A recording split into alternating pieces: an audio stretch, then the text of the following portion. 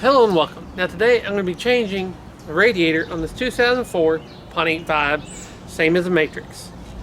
So this is the radiator I'm using, if you can see, and part number.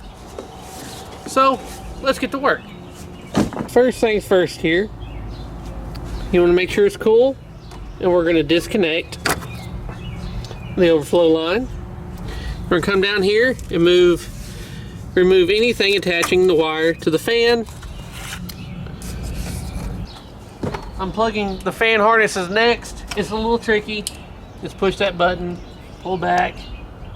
And we're going to take a 10 millimeter. I have one here and one right there. Not a lot of thread on them, so it don't take very long. Couple turns, you can get it by finger after that.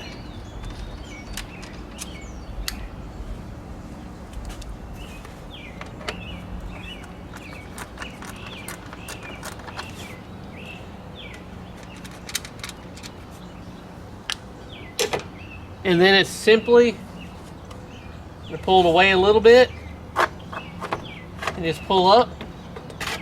Get your out of the way. It's a lot easier to reach down here and go to your drain plug. Now you can see this one is obviously leaking. But we're gonna take this peacock here, twist it so we can drain our fluid before we go any further. And I have my drain pan under there catching it already.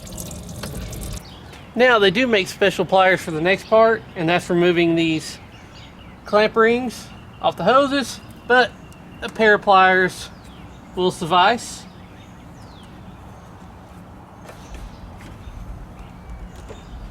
Now it was been on there a while, so I'm just going to carefully take this flathead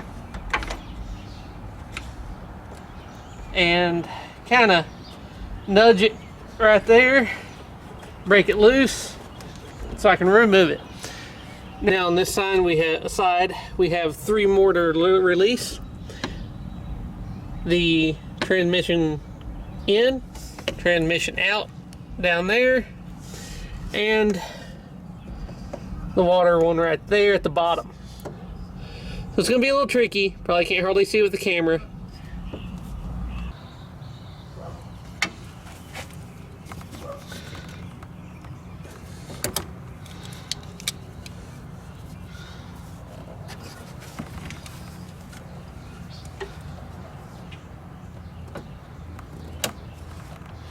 Of course, it goes out saying if you put this back, it's easiest to put it back where you can grab those easier yourself next time.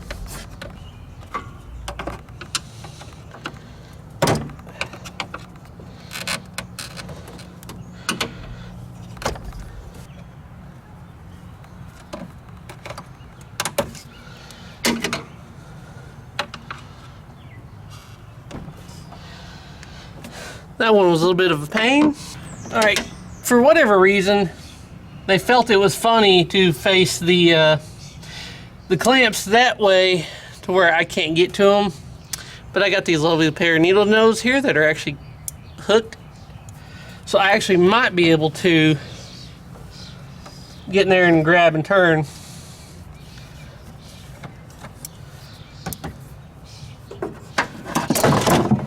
I don't drop on 100 times.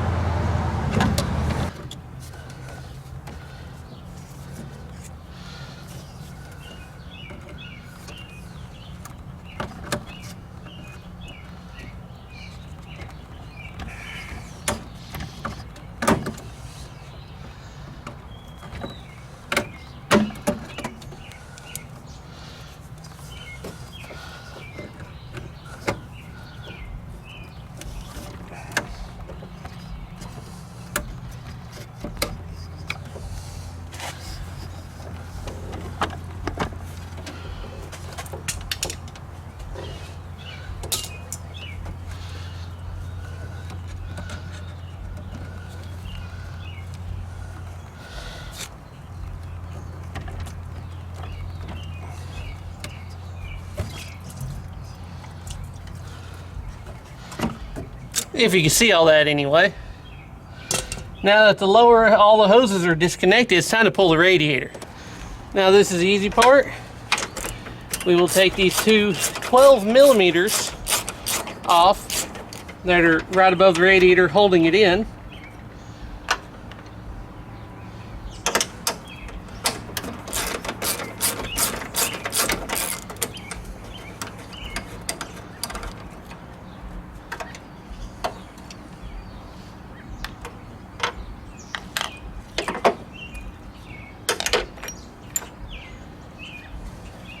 And literally just pull up on the radiator. Now this new radiator here, the flares for the transmission lines come like this, and we'll have to screw them in. Now you will want to put them back exactly how the other one was, so your lines fit exactly the same. Since I'm adding an aftermarket cooler, I'm going to go that way on that one, not like factory. This one I'm going to exactly like factory, because this is the hot line in, and I want to make sure that one is exactly where it should be.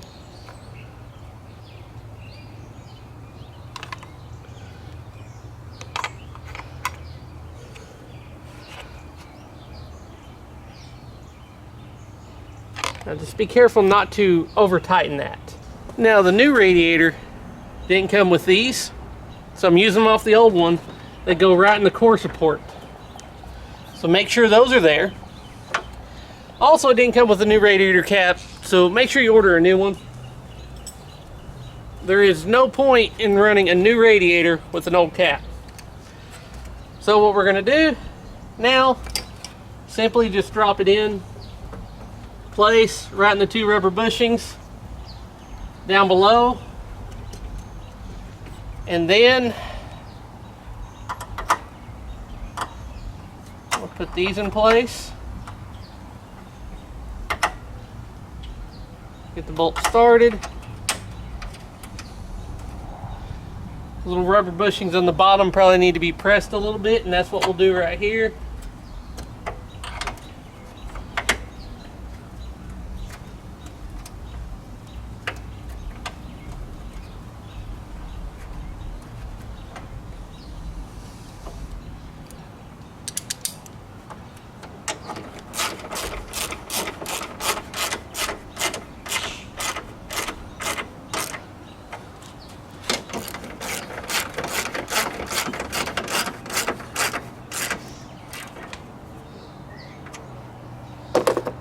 Okay, now we're going to start reconnecting all the hoses.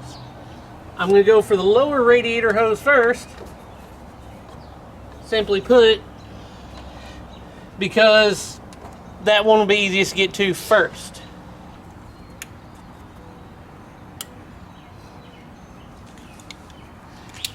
Now what I like to do is wash off all the old antifreeze out of here and all the old fluid. That way, when it comes time, check for leaks.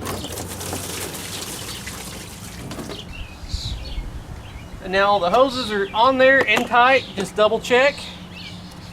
And then carefully bring the fans down.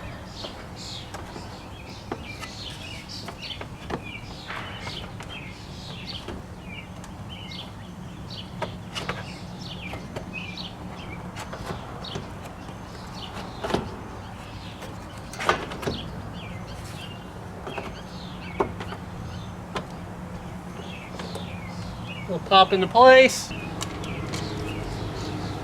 Unfortunately, it don't line up, so I have to pull this out very carefully.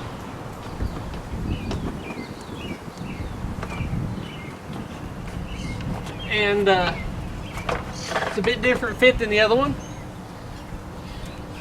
I'm personally going to have to take a drill bit, open those holes up a little bit, try to line it up. Figured a few things out about the new radiator versus the original. Obviously the original was built different there. I don't like the way the new one is. Secondly, these are actually backwards on the new ones. So this little tab here that's on this side is actually the opposite direction, which is why it won't line up correctly. Now also, and they're probably a little bit off too, the nuts that they supplied to go in there are flat. Whereas the actual nut has a little tab to go in that hole so that it stays still. So I'm having to pull these out and reuse them.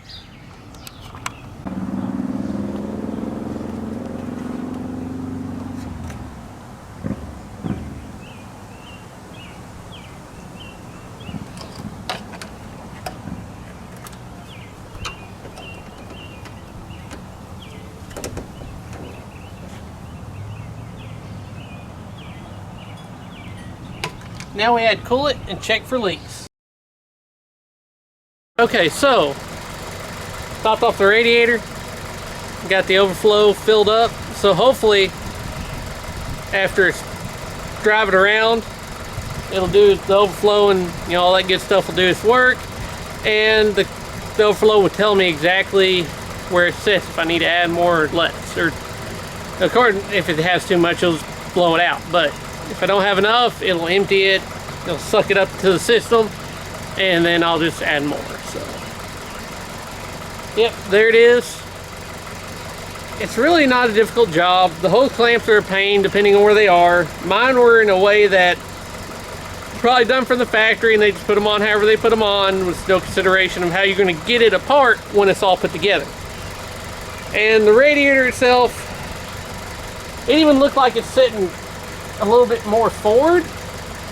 That radiator itself, I wouldn't go with that brand. I didn't have a choice. That one was busted and leaking, so it's a daily driver for the wife, and I got to fix it so she can continue on driving it. So had to do what I had to do. But I hope this video proved helpful. As always, thanks for watching.